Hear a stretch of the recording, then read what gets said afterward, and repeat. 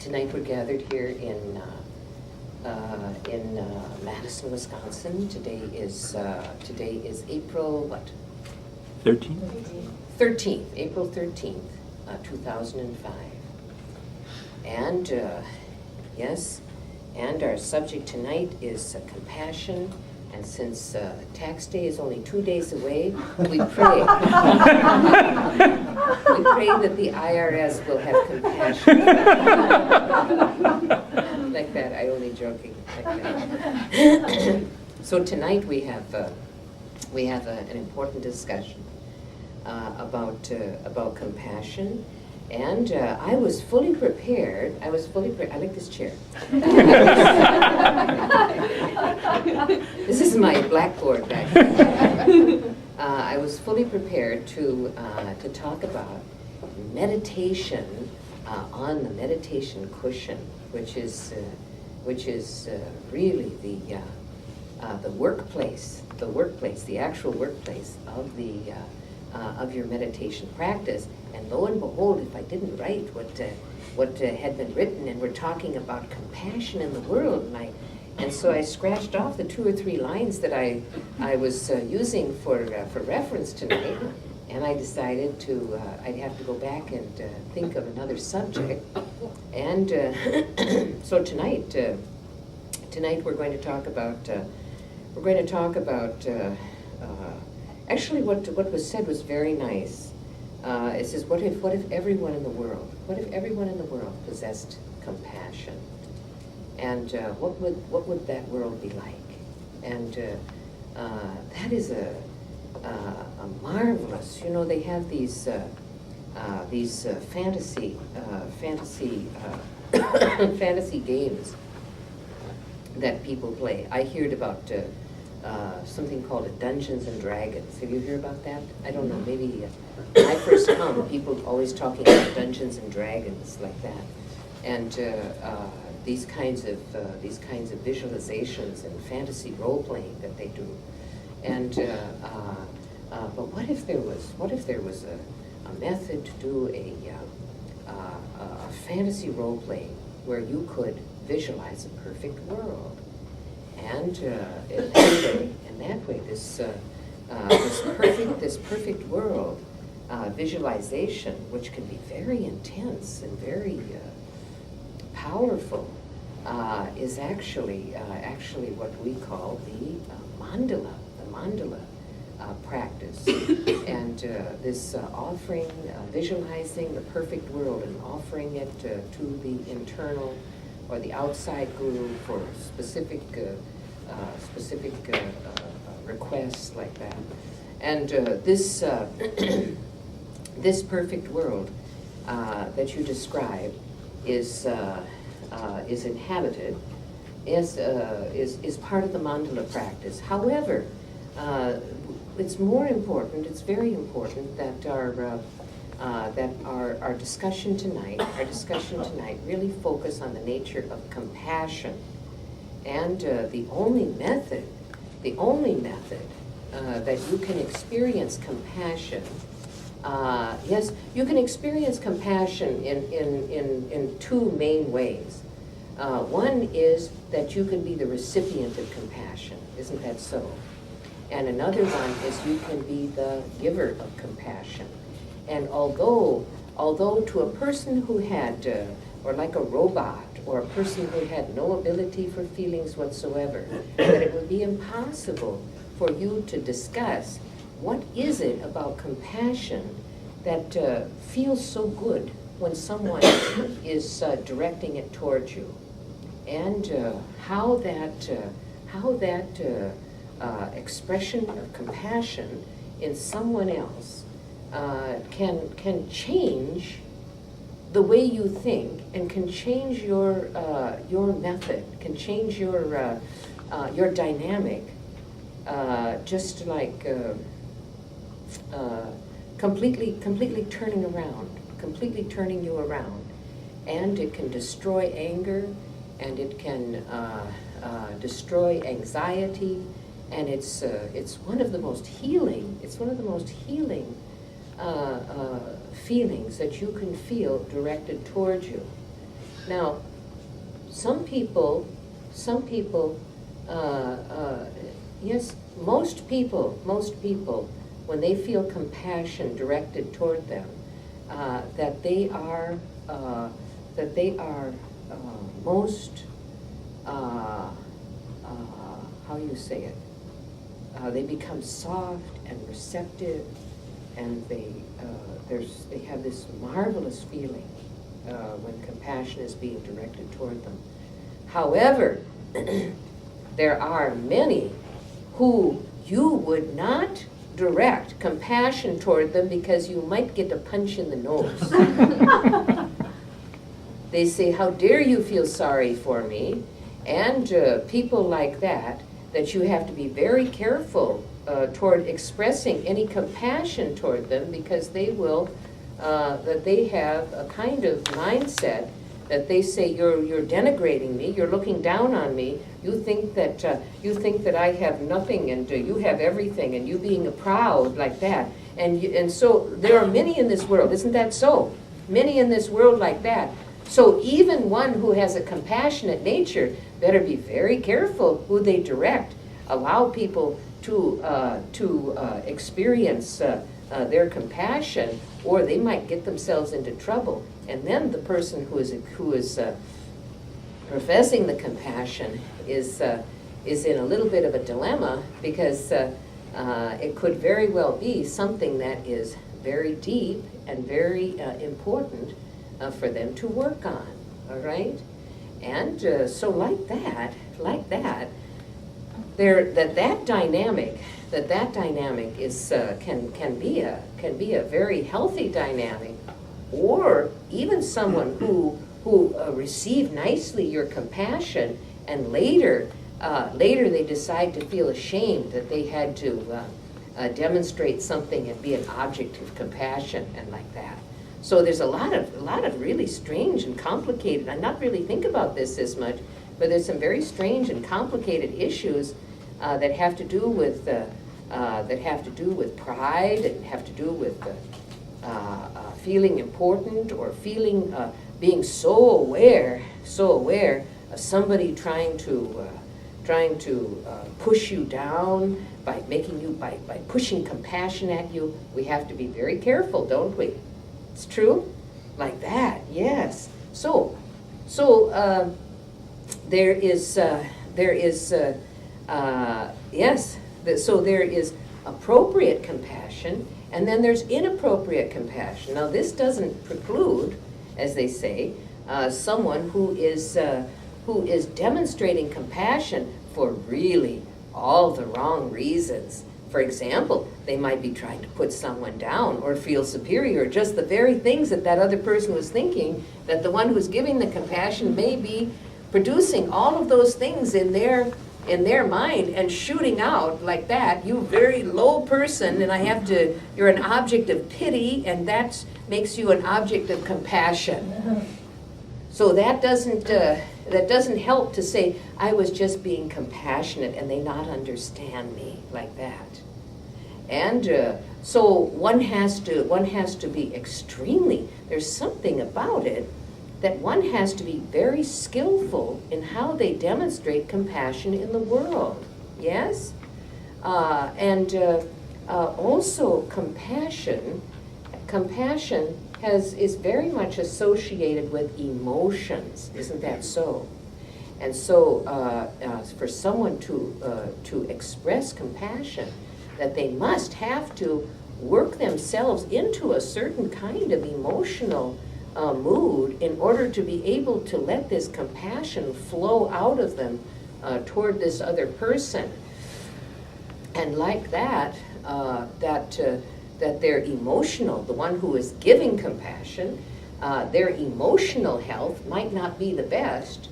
And so like this, I've seen a picture where they have a movie where they have a karaoke player, and the music is playing so nice, and the person get up and they sing make a dog's howl, like that. And they sing, and they know good singing. However, they think if they sing even louder, and of course it always helped to have a few drinks before you do that. And like that, like a bad karaoke singer in some bar, that people say, oh, I give compassion to all living beings. I love all sentient beings. And everyone goes, oh, very nice. What you going to say? What are you going to say? However, the dynamic by which they are expressing compassion is so wrong. And then they come around and they say, I don't know why that person treated me like that. I was so compassionate toward them. Yes? And then that other person just says, the second person that wasn't there, would say, well, that's really terrible. They don't appreciate you. Well, that's for sure. People are like that nowadays. And on and on and on they go. And like that, there's something about your ability to demonstrate compassion to others that may have just one or two elements that might need to be corrected. All right? Let's go back to some traditional teachings. And this teaching, you can see the dilemma. We've made that very clear. Now we're going to go back to a more traditional. And we're going to talk about the 7-point mind training. And this is a very, very powerful transformative teaching that is the preparation stage of actual Tonglen. Who know Tonglen? Tonglen, yes. Tonglen practice is a powerful transformative technique, a yogic practice that has to do with the actual transformation of suffering into another form, and it has so many benefits. I'm not going to go into Tonglen because we're looking at it from the benefit viewpoint of another, and like that. All right, I've given quite a lot of teachings on Tonglen. However, for today, yes, okay, for today. We're going to talk about what is the dynamic by which you will be able to express compassion in a way that is in alignment with your with correct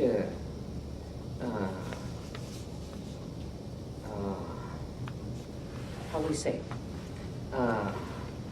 with that corrects, okay, let's go ahead, that corrects your alignment with higher evolutionary being. You understand what I'm saying? Good. And so I give you the last point first, which is that the higher evolutionary being is alive in bodhicitta. Alive in bodhicitta. So now we go back to the beginning. So the first point of the 7-point mind training is to recognize all sentient beings as having been your mother in a previous lifetime. Now, in order to understand that, we have to go back a half a step. And we're going to say that that you want to recognize, you must recognize that every sentient being, every living being, and every living being is dear to you. Oh, I see. Every living being is dear to you.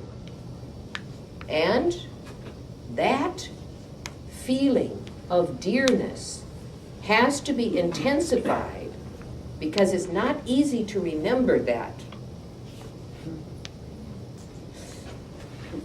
Yes? Now, in our system, really, I know it happened in the West too, but there's a lot of let's say, contaminated activism to disparage one's relationship with one's mother.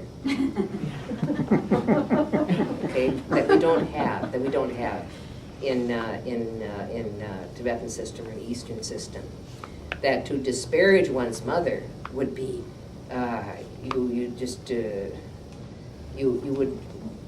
people would die of shame if they heard you disparage your mother.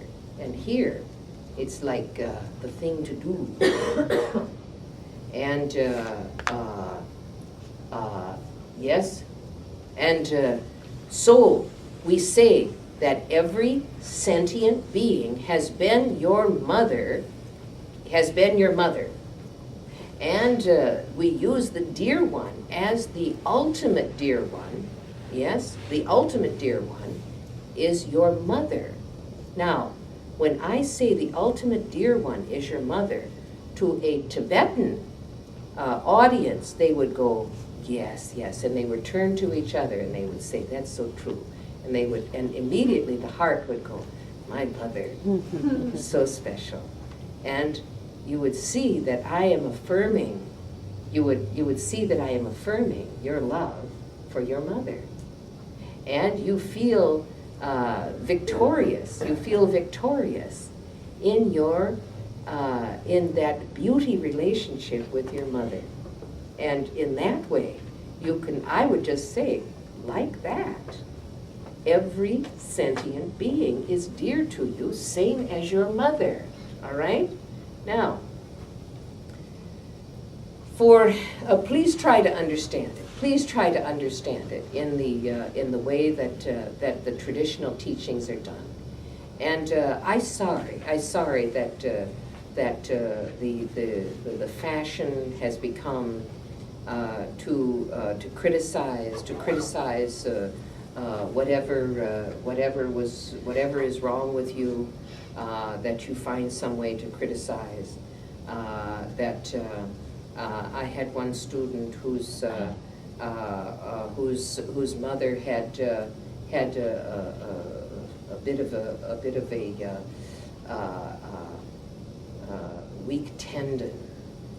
weak tendon, and as a joke, my student said to the mother, said, "See how you've harmed me with your defective genes, and now I have this weak tendon." Actually, it was no big deal. It was a very minor inconvenience, but it was a little bit of a family hereditary thing. You know, some families have like that.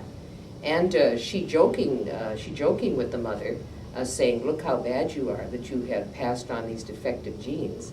And actually, it not very funny, but it wasn't. And she thought it was funny at the time because it was so patently foolish to accommodate the love of one's mother with some minor defect, you know, like ears are too big or nose is too small, like that, and feeling like this is some big harm that's been done. However, this doesn't preclude that you could have had a mother who was an alcoholic or a drug addict who didn't take care of you. And there are these stories in abundance about parents who not take care of their children. However, I want you to know that the fact that you are here means that your mother cared for you enough to see that you, the disgusting little slug of a thing, this traditional. We talk about how disgusting babies are with their the spit coming out one end and the poop coming out the other end, and they're not very pleasant to look at. They smell bad and they make a lot of noise like that. And remember too that this is coming from a monastic who not have children, and not have to deal with this like that. However, the traditional teachings are this, that while you were helpless and not very attractive and making a lot of noise and completely dependent upon the mother, that she made sure, even at the cost of her life, she made sure that you survived. And so the fact that you did survive means that at all of the critical junctures, when you were tiny, that you were cared for carefully. How kind she was. How kind she was. And like that, please think that way. Please think that way. And it not matter whether your mother of this lifetime, took such great care of you, or you didn't get a car at age 16, or all of the other things that young people think are wrong, that or maybe she didn't wear nice shoes like that, or maybe she whatever she did, she took care of you and you survived, and you are very nice people here. And your mother had something to do with that as well, didn't she? That's right. And like that, your mother of this lifetime, is the one that you are absolutely the closest, the most intimate relationship that you have in your entire life was with your mother. You came out of her body. You lived inside of her for all of the time that it took for your body to grow.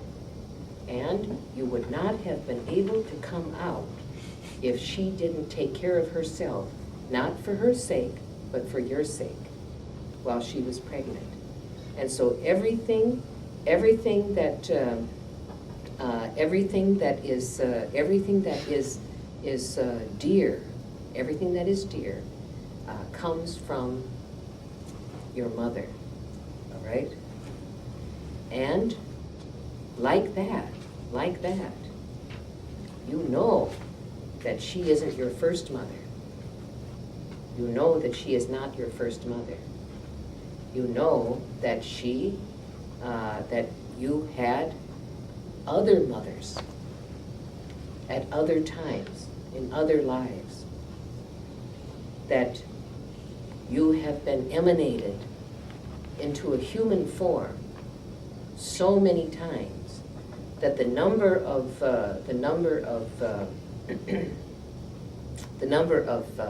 mothers you had are exactly matching the number of times that you have emanated into form. Isn't that so? So these mothers of previous lives, like your own mother of this lifetime, took care of you and guaranteed your safety, and you don't even know what other things that they may have done. You know, in America, you're pretty independent lot, isn't that so? And at an early age, you want to go off to college, and you want to have your own apartment, and you want to have a lot of independence. But in other societies and other places that you lived in before lives, that these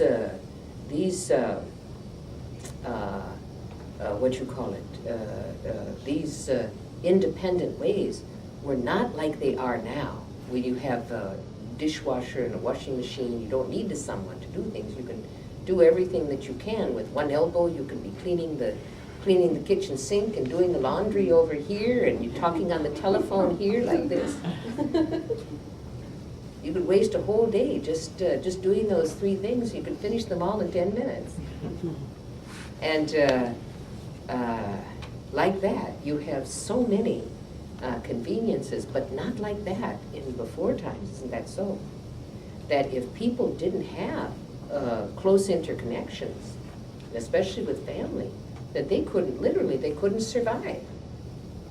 Maybe some society where the ladies chew on the skin, make it soft like a leather, huh? Like a Inuit, like that. And someone have to go out and get the whale blubber for you, like that. Yeah? And make sure that you had enough food, because maybe you were doing other things. Maybe Maybe you were a meditator. Maybe you were a meditator in a previous life. Maybe your mother brought you food, you know, so that you could meditate. What a kind mother that was. What a miracle to have one come with food and force you to put on a warm jacket or a shawl over your arms like that to make sure that you were okay. And there you were, maybe in some cave, meditating, and your mother climbs the hill like that. It happened in Tibet, like that. How kind that mother was, huh? How kind the mother, how kind the occasional mother who wishes no more than to see that their children, that their child becomes enlightened being, enlightened. What a miracle that mother is, huh? What a treasure, like that. Those mothers, those mothers, myriad, who took care of you, and like that, yes, where are they now? Where are they now? These treasures, huh? Where are they? Huh? Amongst us. They're amongst you, yes? Right. Every living being, you have had enough lives so that the combinations possible mean that everyone sitting around you has literally been your mother in a previous lifetime. Everyone. It's okay, you go ahead and look at each other. Whether they're in a man's body, whether they're in a man's body or a woman's body, whether they're in a man's body or a woman's body, that each one of you, you look at the other one. Don't look at yourself. Don't look at yourself. You look at others. That each one in this room has been your mother in a previous lifetime. Why can't you remember that? Something that important and you can't remember it? There's something really, really funny that happens due to the process that beings go through at the end of their life before they move into another life. And this kind of forgetting, really how sad, that you would cry, because now maybe you passing away early, and you have to leave your mother. You say, I don't want to leave her. I don't want to leave my mother. I must, like that, and off you go into another life. You don't even know who she is. You could walk past her in the street and you would not even know her. Or she in another life, you're in another life, and you don't even know each other. Really, how sad, how sad. And it is one of the great suffering of, one of the great sufferings of being embodied, that you cannot remember. You can't remember these important connections that were made in before lives. Now,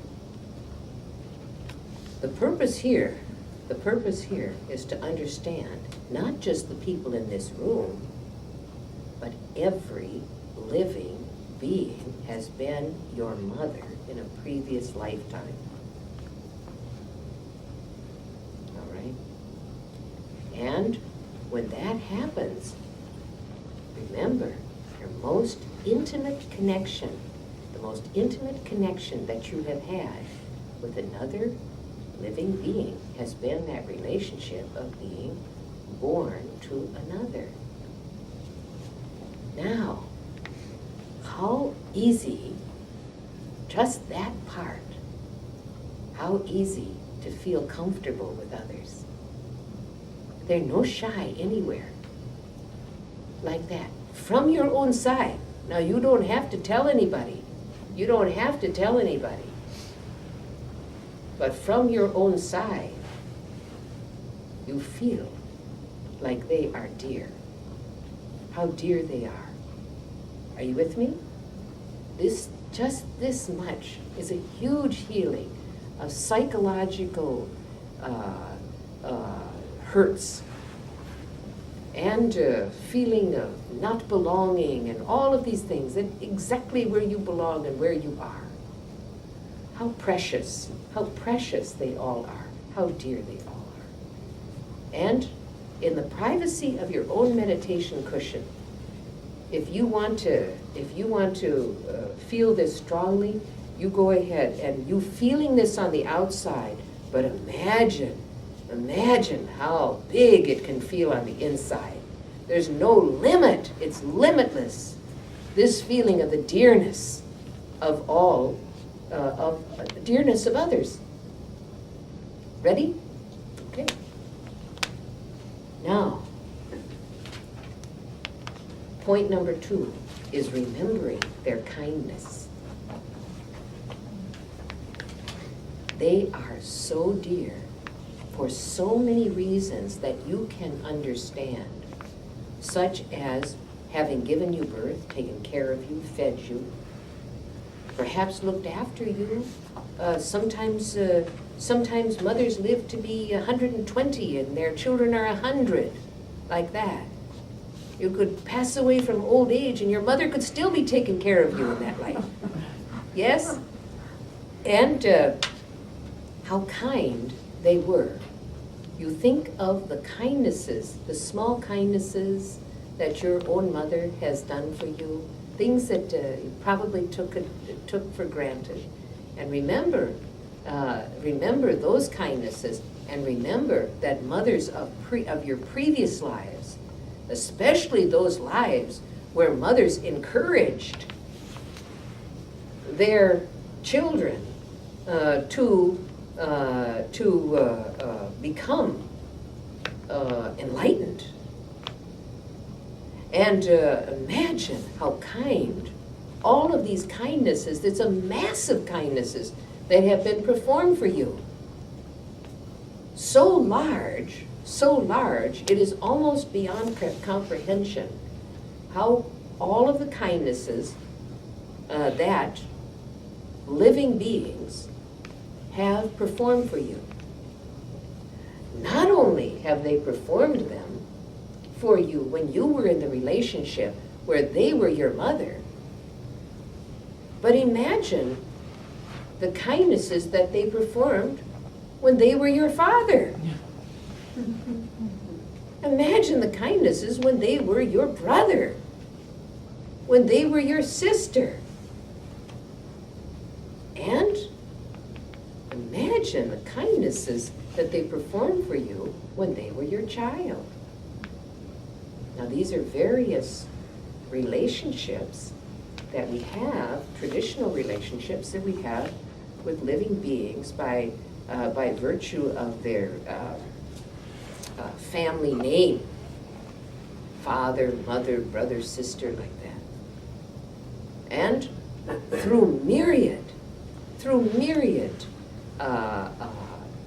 incarnations, you have had billions of interactions with others that have been deemed as kindness itself, beneficial. What about a boss in a previous lifetime that gave you a raise?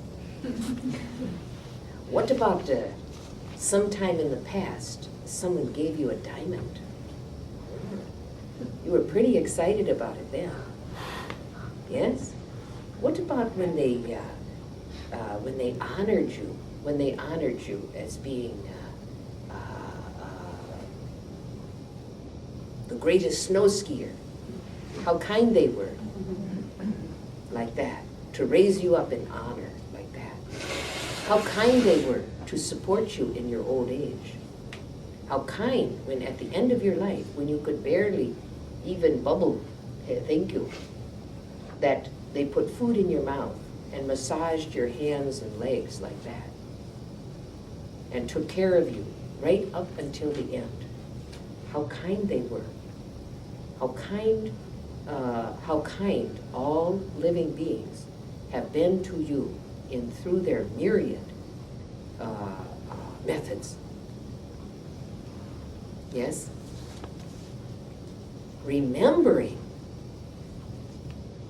in yourself, remembering the mass of kindnesses, not just from your mother, but from all of these living beings that have performed beneficial activities toward you, that remembering these kindnesses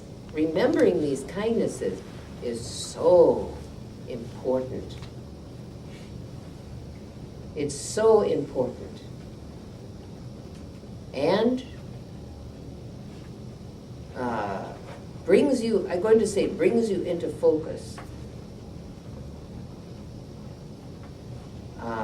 Like this, like somebody leaning over like this, and nobody love me, and nobody care about me. And as you begin to do the meditation, remembering the kindness of the mother, remembering the kindness that every living being in this lifetime, remembering the kindness have all of the kindnesses that have been performed, that make you what you are today. Someone who wants, really, you my students, who want to become enlightened. What a miracle that you got to this point where you want to be enlightened. Is that so easy? No, that's not so easy. You very special kind of recipients of various kinds of kindnesses that have recreated you into a person who wants to become enlightened. Yes? Good. Now you're sitting straight up. Ooh, something. Something feeling important. I am a historical, unusual being. Like that. Like I can hardly keep still. This is so fantastic. How did you ever wind up being the caretaker in a lifetime where you are the recipient of a huge amount of work and you wish to become enlightened so strongly that you have made arrangements to make it happen? Really, like a miracle. Like a miracle in this world, huh? Like that. This is an important part of it. Yes? When you remember their kindnesses, you come alive. You come alive in a joyful feeling toward others. Not only are they dear, and not only have you had this intimate relationship, but you are remembering how wonderful it was. Even things that you can't remember, you know by inference, by logic, that it was so. Because you could not want to be enlightened as badly as you do unless that was so. Something doesn't come from nothing. Are you with me? Okay.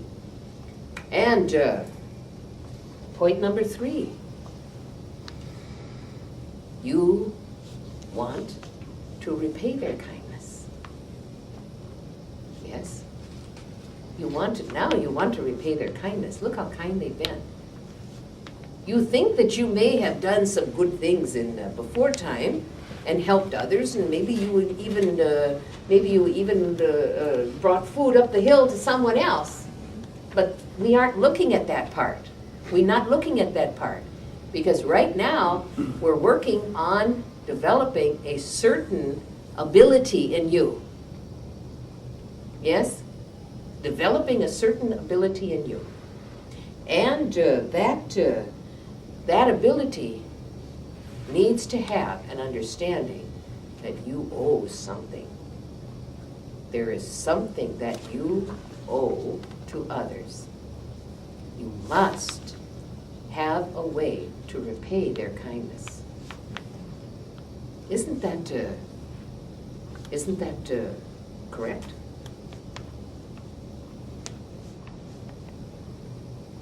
You owe them, how they say, big time.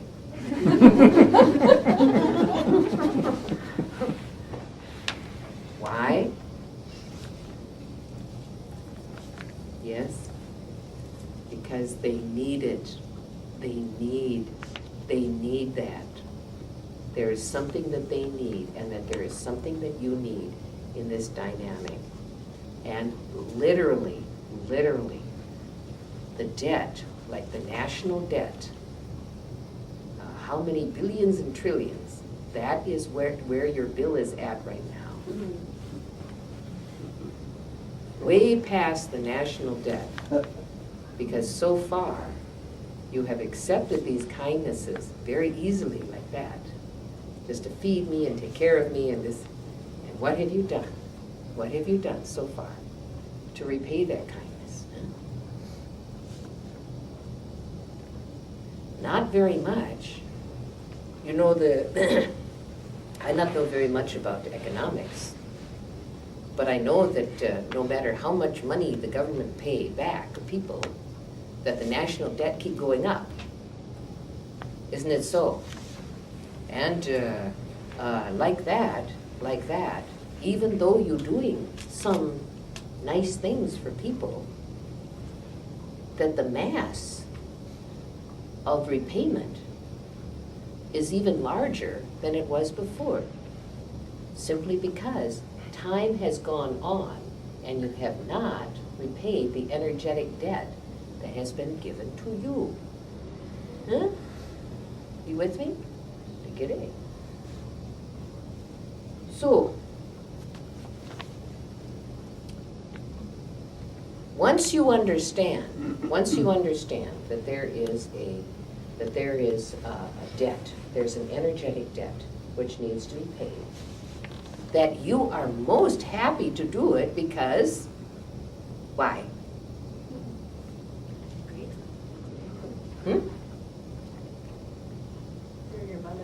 They're your mother because you love them. You don't feel like it's a debt. You don't feel like it's any burden at all. You feel like you want to do it. You feel it naturally arising. And what is this word called? Gratitude, compassion. What did you do?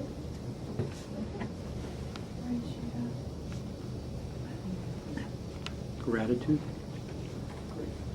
Love, gratefulness? Love, that's the word.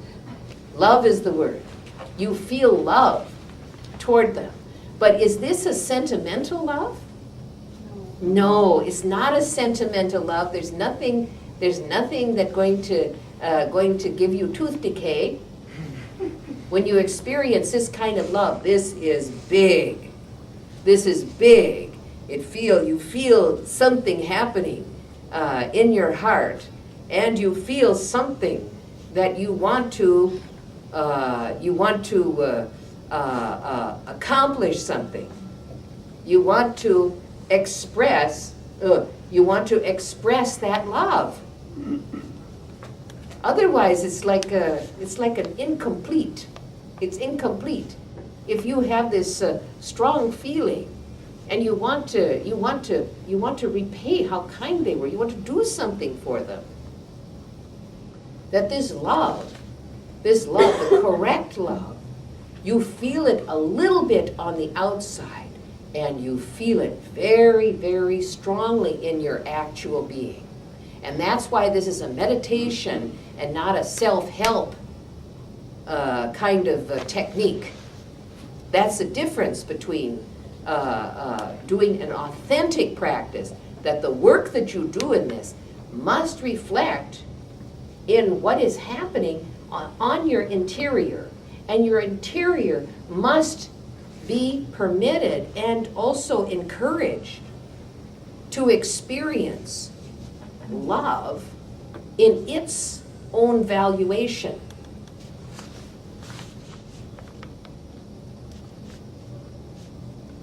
It depends. Mature love and new love are two different things.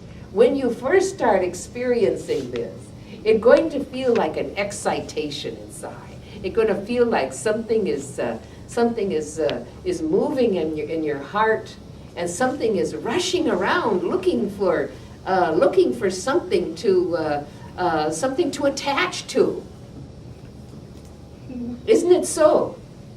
Like you don't know exactly what to think, and something going like that. It's so big. Don't stop there. Don't stop at that point and say, oh my, this is getting a little bit strong. I think I'll go have a cup of coffee.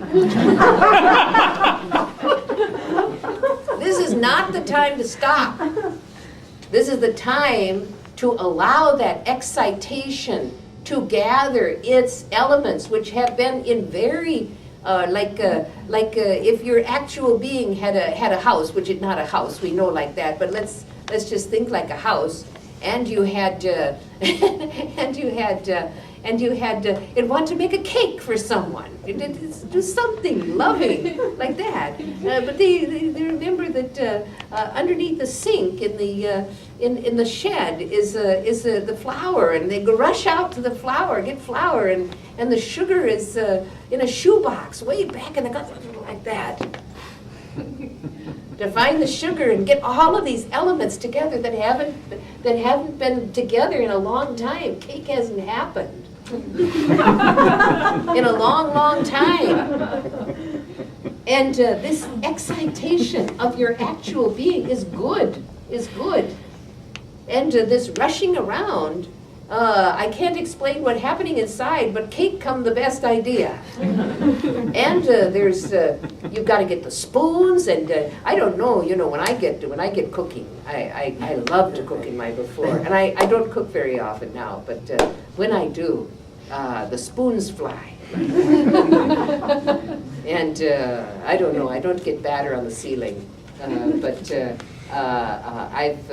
I made cupcakes. I made cupcakes for my students out in California, and somehow the excitement and there's the nuts going everywhere and the chocolate batter. I made chocolate cupcakes for everybody, and they were gone instantly.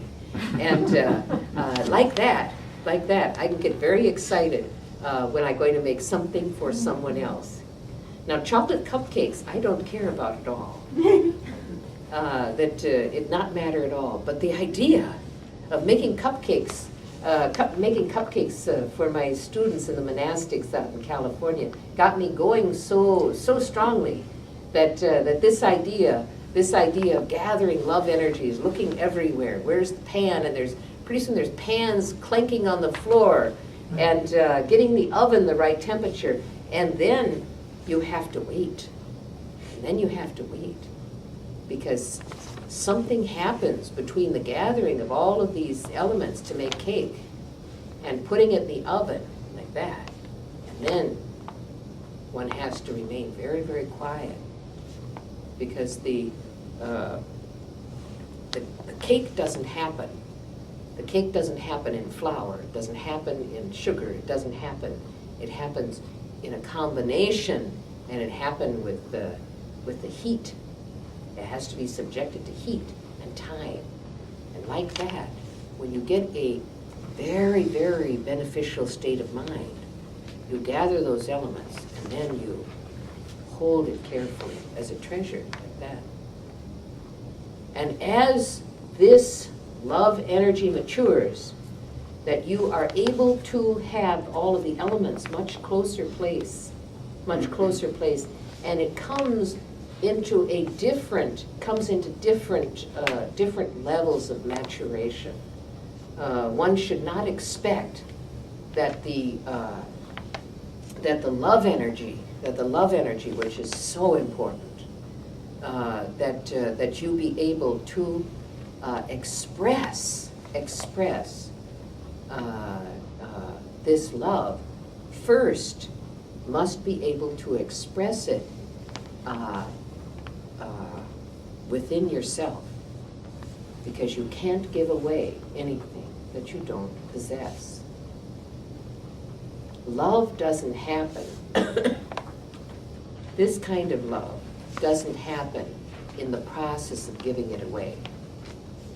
This kind of love happens in the perfume of the actual love, which is becoming your nature. Yes? You want your nature to be love. And then, like the smell of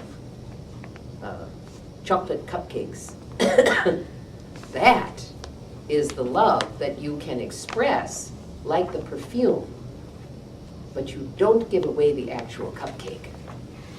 Cupcakes stay here, because these are the elements of your very being, and that's your actual being, all right? So the perfume from the strength of that love creates in you an expression, yes?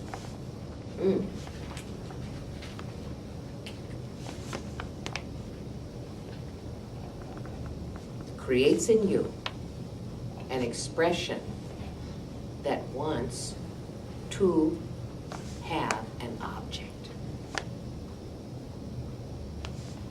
That the love that you are experiencing inside wishes to have an object toward which it will be demonstrated.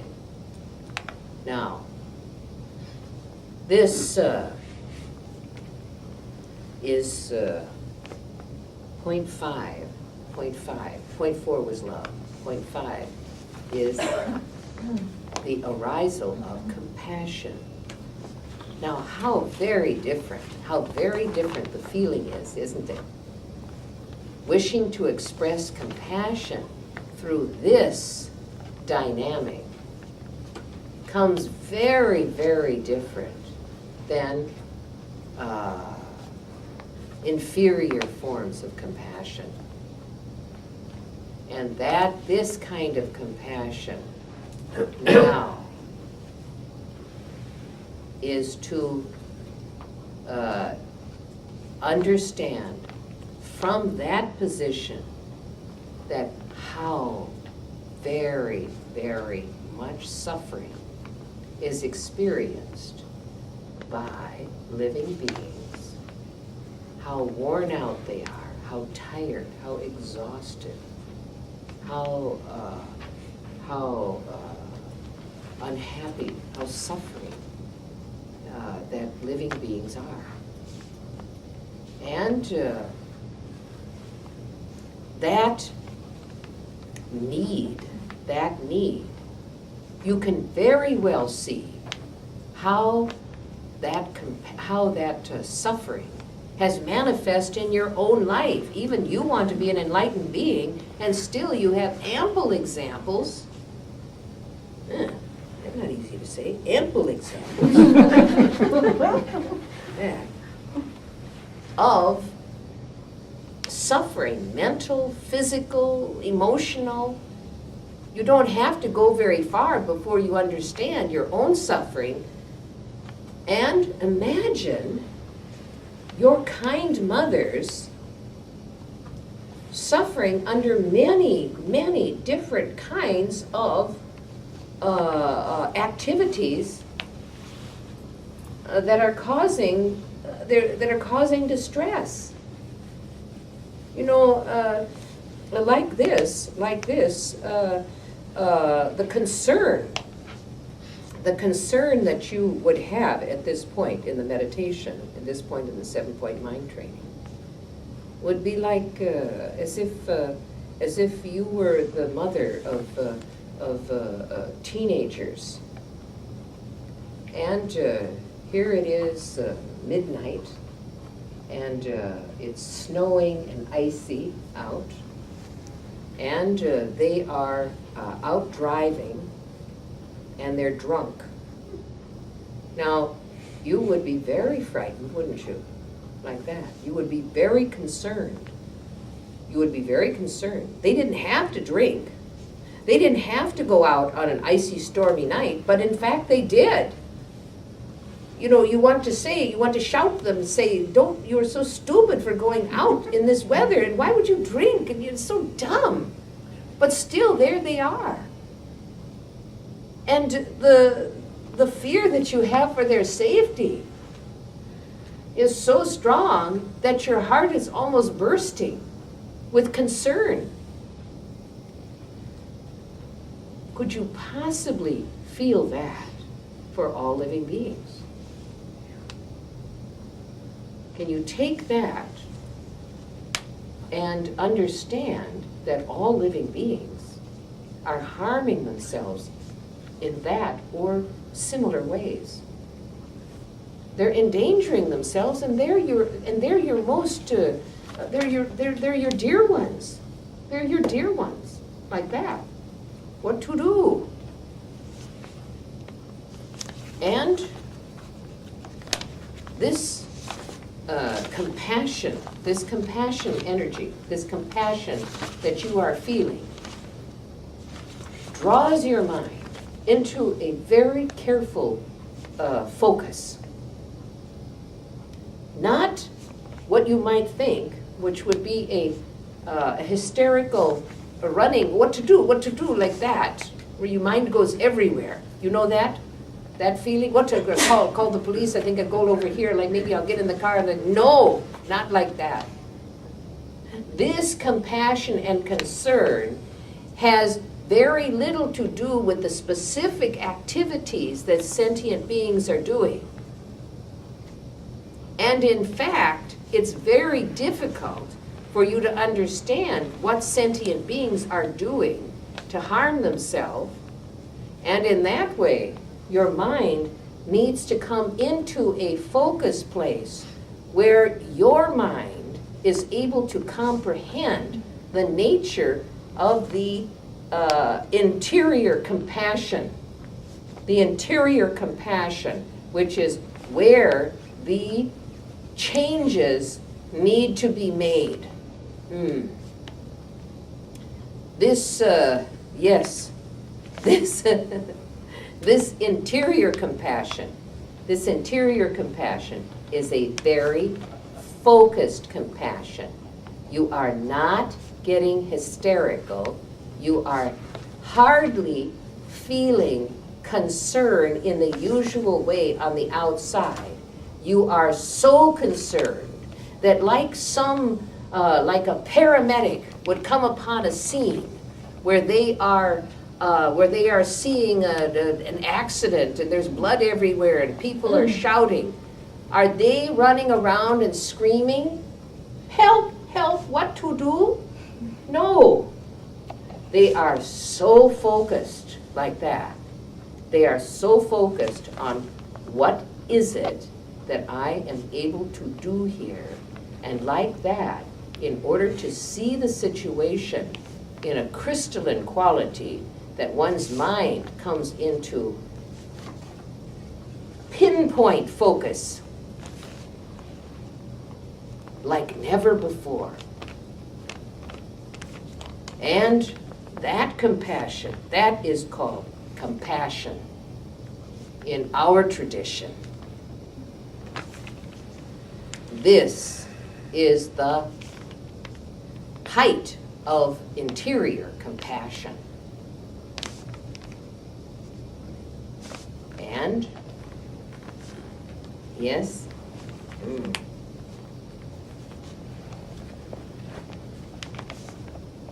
Yes. Point 6 is described as the, how they say, the unusual position. I not know how said in the list like that.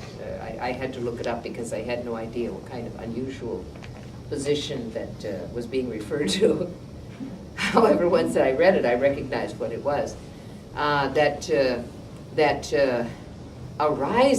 arising from this is the vow of universal responsibility.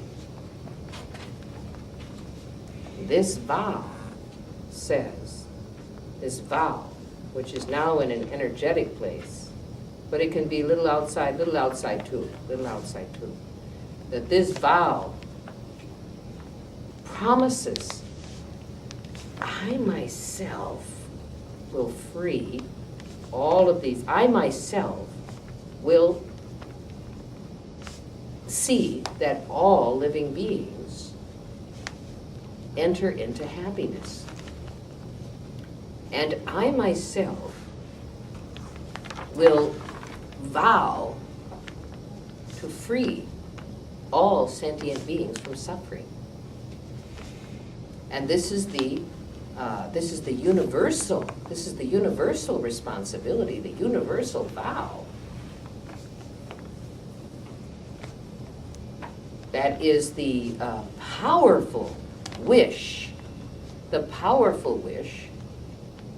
to free all living beings from the very thing that bothers them. Otherwise, it's like trying to bring somebody a drink of water and they're drowning like that. You don't know what they need. Isn't that so? Yes.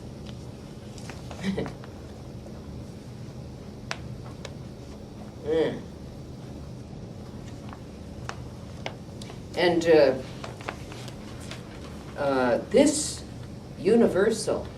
establishment of the universal responsibility,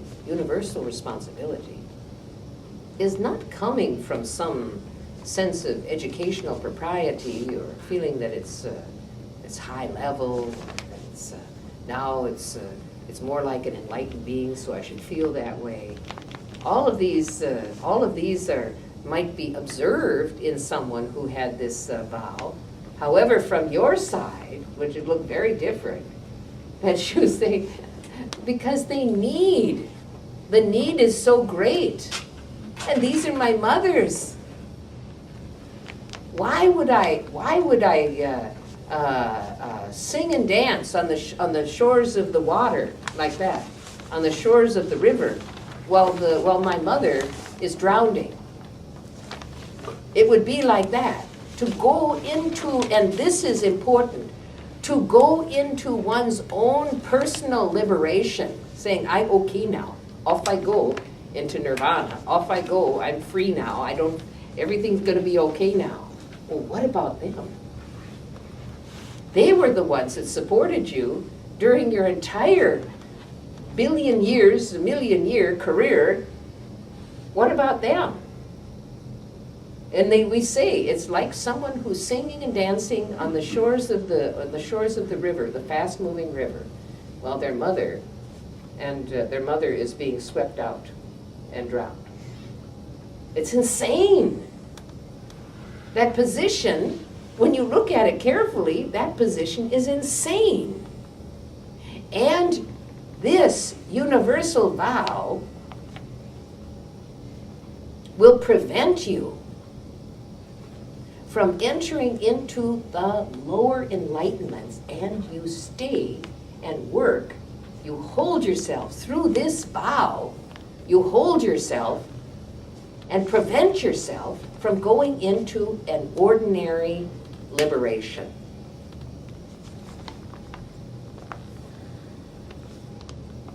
It must be instinctive. It must be instinctive, because if and when that day comes, when you are presented with the opportunity of going into the ordinary enlightenment, your bodhicitta, which is what's coming next here, your bodhicitta has to hold you and allow you to study further and go into a higher enlightenment form, which is the benefit being that I want you to be.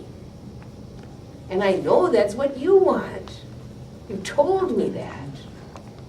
You want to be a benefit to sentient beings, and I want you to help yourself, prevent yourself from taking the easy road. Why? Why? Why?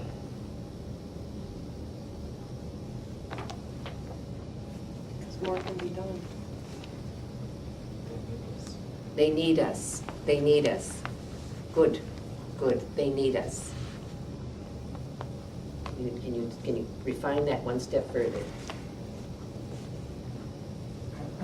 Not with a longer sentence.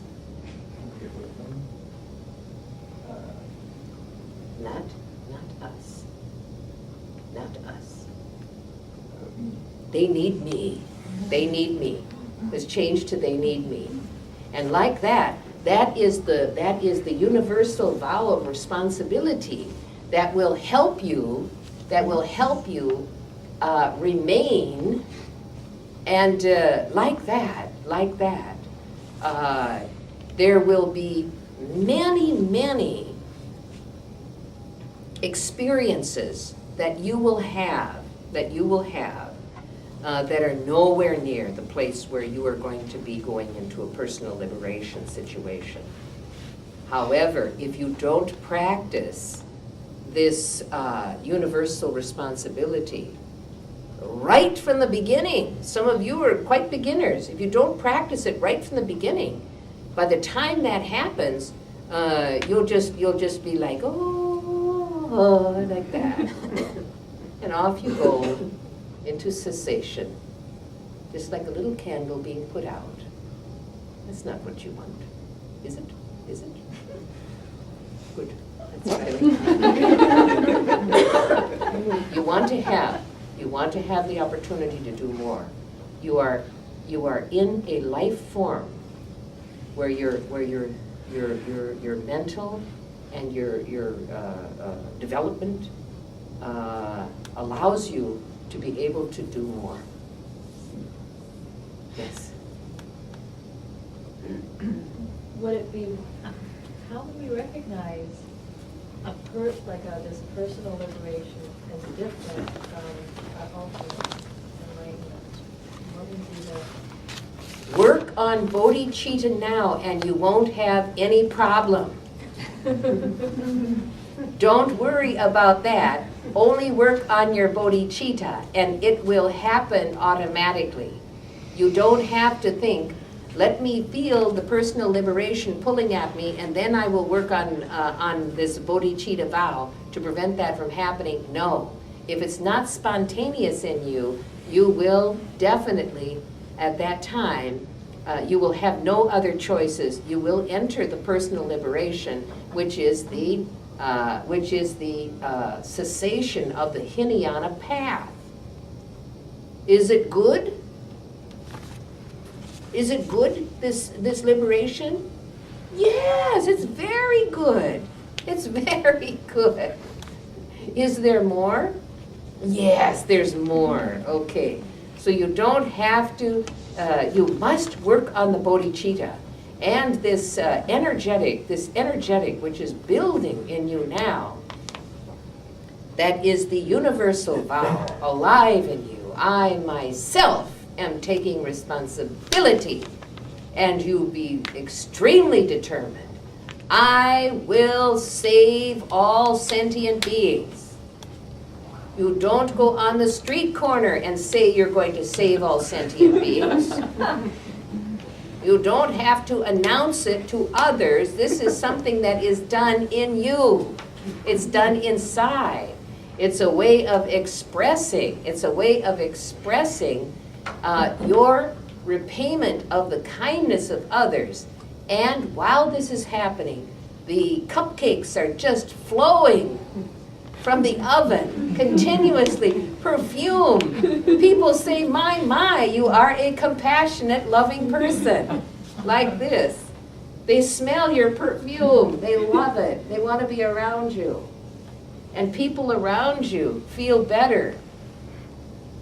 And the building of this energy at a certain point will allow a transformation of your actual being, aligned correctly in the nature of reality, but with a special component that we deliberately build in, that says, I will be a benefit to all sentient beings. completely different opportunities are going to arise for you. And new sets of learning. And it goes on and on and on and on. You become valuable, valuable beings. All right? Like that, we invest. We invest a tremendous amount in you because we want you to be enlightened. Yes, sort of. We want you to be a focus of enlightened energies in this world so that many will become enlightened. And not some kind of funny enlightenment, real enlightenment. Not some kind of ego talking, this one know this scripture, and that one know that scripture, and this one can recite a mantra a million times and get an enlightenment like that. Somebody telling me that a couple of weeks ago. Rinpoche, it's the truth. If you recite this particular, not the mantra in their practice, but a particular mantra, you recite it a certain number of times, so automatic come enlightenment. I said, I don't know, it's not true. She says, but they tell us in a website, some website like that. And I said, well, what do you think? She says, I don't think it's true. I think you have to make more effort than that. I says, I agree, like that. So for the benefit of many, you want to have this enlightenment and you want it to be done correctly. And when bodhicitta arrives, the bodhi mind arises in you, that you will no longer be an ordinary person, that the transformation occurs, and your life, this altruistic being that you will become due to the work that you are doing now is extremely important. And without self-interest, that you will become a benefit being. And not until then, not until you make that breakthrough in the correct manner will you make it. If you begin to push yourself as though you were a bodhisattva before you achieve the breakthrough, you will push yourself too hard and you will not get the desired result. And besides, you, like a bad dancer, you want to dance with someone and you step all over their toes, and they have to dance with you, but you're stepping on their toes and you're making them cry, but like that, you're doing the best you can. Wait a little while before you start doing big push, and allow the perfume of your love and compassion to be with you, to remain with you. You don't have to push it out at anyone. That will not help them at all. If you sort of like cover them all up with a peanut butter. This one have like a strawberry jam. And these are techniques that, many different kinds of techniques for demonstrating love like that. Be love and be compassion. And in that way, it's effortless. It's completely effortless and it's joyful. Yes? All right. Any other questions?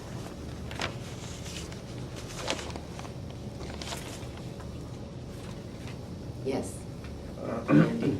I think I talked to you about this a little bit when I saw you last week. You're right, I do want that. Yes. I want to be of benefit, and I want to, I can tell that desire is there. And then there's other times, there are moments when I say to myself, oh, but it's too much work, and I want to quit. Yeah. That's when I struggle. Yes. And that's why you see you have nice writing people did, but I wrote it on the back of an envelope. Mm-hmm. And they call it 1, 2, 3, 4, 5, 6, 7. That's why. And then what you do is you review. You begin the review again. And you get to the point And if you do it deliberately, when you're not feeling so loving, compassionate, or like that, do it deliberately by reviewing and arising in that state of mind. And you might get a deliberate arisal of this rather than just waiting until it happens naturally and then kind of going with the flow like that. That's not a technique. A technique is that you can do it even when you're feeling bad. That you can go step 1, 2, 3, 4, 5, 6, 7, and you can arrive at a very good state of mind. And that's what makes it a reproducible effect, and not just a blessing that to come like a lightning on your head. Make it happen. Make it happen. It's really the only thing worth doing, is to make it happen like that. And yes, yeah. You know, I had one student who saw in a National Geographic, I think I shared this with some of you one time, not easy to really talk about, a picture that was a snap a photographer in National Geographic about some lions who were eating a gazelle alive, and that they had torn out huge chunks of flesh from this gazelle while it was still alive. And the gazelle was looking back at the lions who were chewing on it and looking back in terror on these lions. And this picture, my students stared at this picture and to produce an image inside. And as soon as that student would feel that their motivation was really flagging, they would bring that picture forward and remember that picture and begin to cry at how much suffering there was, and just go back like that. And that's the heroic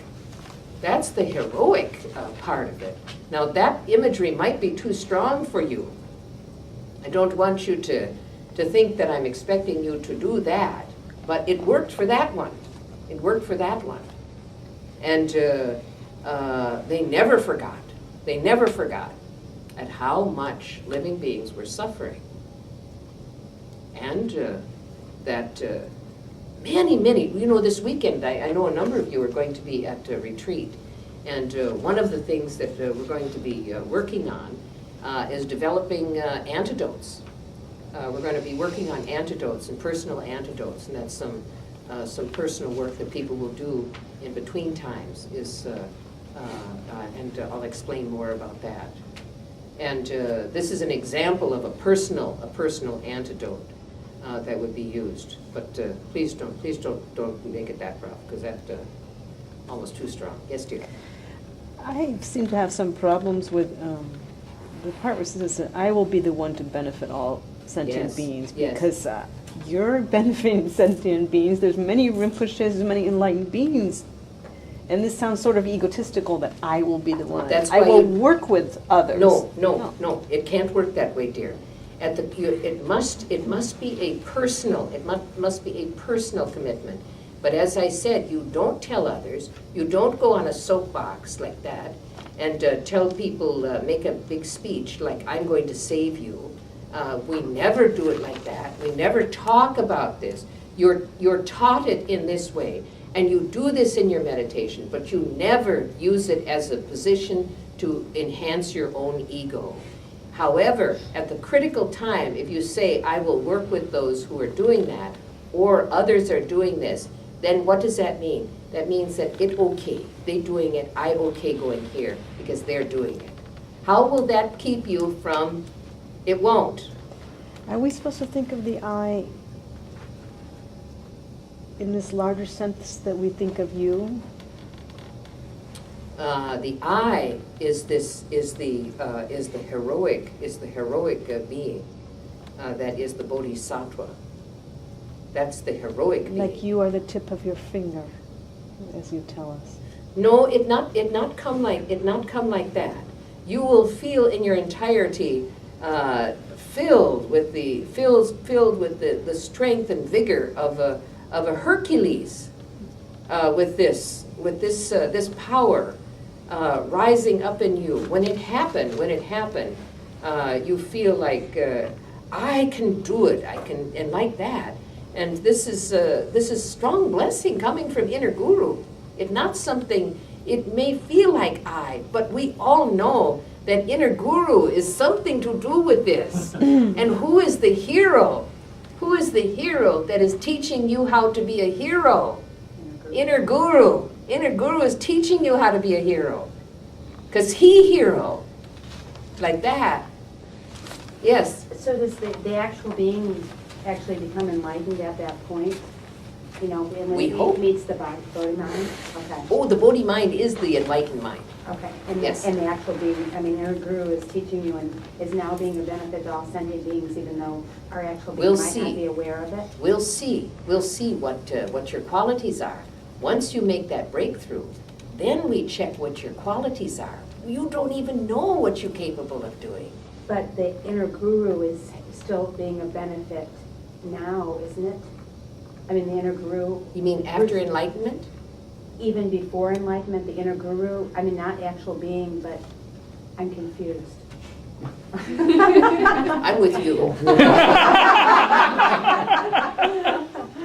I mean, when we do our practice, Yes. and we say, will be of benefit to all sentient beings, isn't inner guru at least doing something? Inner guru is Besides inner teaching guru us? is. How do you know? How do you feel it? I think, because is that the- what you're saying? because No, the- I'm just wondering what inner guru is. Okay, let's answer this. Yes, inner guru is teaching you by example Okay. what it feels like to have that heroic stance. Okay. And inner guru carefully nurtures that heroic stance in you. All right? Okay. Because he's inner guide like that. He's inner mentor. And how do you know? It's when the transformation. No, how do you know? Because the minds that are associated with these kinds of activities are alive in you. That it no longer is something that you have to try to do. You are spontaneously that way. That's kind of where I'm going too. Yeah. How do you know? Because I think probably everybody in this room has tried this before and fallen flat on their face and had to get up because the ego keeps twisting you around. That's right. That's right. Is there a way of getting beyond the faith part of it where you get to where you know it? I mean, is that what you're alluding Practice. to? Because, wow, I'd Practice. sure like to find that day coming. Yes, you know. yes. You practice. That's why they call you. That's why they call you. That's why they call you Buddhists and not Buddhists. No, that's why I call it flat nose. You can do it. I know you can do it. You can all do it. It's possible. Yes, people with much lower motivations than anyone in this room has become fully enlightened. And now it's your time. Yes. There's hope. So Yes. would you do this meditation on developing compassion in your blue light practice? Yes. Yes. It's part and parcel of your practice. You'll see the places. You'll see the places in the practice.